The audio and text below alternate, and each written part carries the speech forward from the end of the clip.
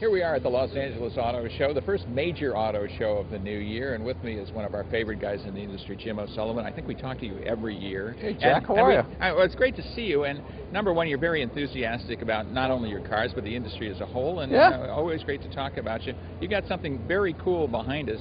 Tell us about that, your new baby. Yes, we're doing obviously the global reveal of the 2011 model Mazda2 here in LA. Tell us about it. I mean, this is a segment that a lot of people are not sure about in terms of the North American market. Mazda has had very strong entries in that segment over the years in other areas. Tell us about it. Yeah, Jack, we have. I mean, obviously, we're very well known for building and selling fuel-efficient vehicles all over the world.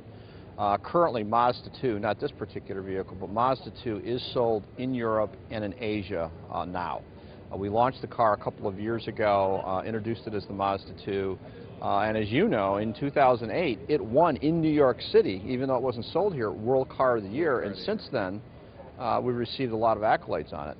Here in the North American market, in the U.S. and Canada, and even in Mexico, if you look at the B-car segment, the B-car segment over the long term is really projected to grow over the next several years.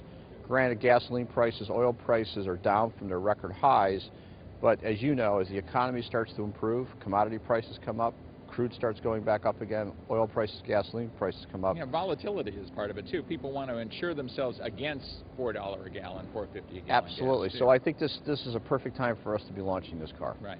I think the good thing about these new B-segment cars is there's so many amenities. I mean, this is not anything like the penalty box that we referred to in the old days when you went to a very small car.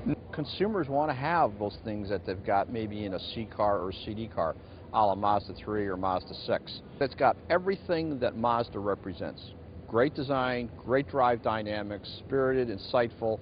So what we call zoom concentrated. It's a little bit of zoom in everything we do, but it's in a very concentrated package. So it's not a small car, it's zoom concentrated as we position it. What's your take on 2009 and then going into 2010? Yeah, I mean, obviously the last 12 months have been very difficult for everybody. You know, the economy overall, the industry overall, a lot of brands obviously has significantly suffered in this downturn.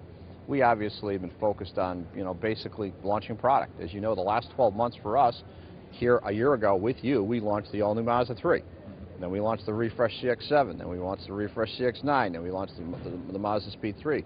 So even in a down market, we have been very focused in terms of our fundamentals and our basics in terms of launching cars that are relevant to our customers. But the important thing for us is now, like with Mazda2, we have now bookend our showroom. We can now take people that are looking for zoom concentrated in a car in the B-class segment now all the way up to CX-9. And we think those cars are relevant for today and obviously will be even more relevant as the economy starts to recover. But it is important in terms of people are definitely looking for value. Tell us what you're excited about in the industry. But really what gets me more excited is this. It's product. It's launching product. And obviously getting excited about the things that we do and launching great cars and great trucks and great crossovers. And when you look around this hall for consumers, they've got a huge amount of choice out there today. More so than they've ever had in the history of the automobile industry.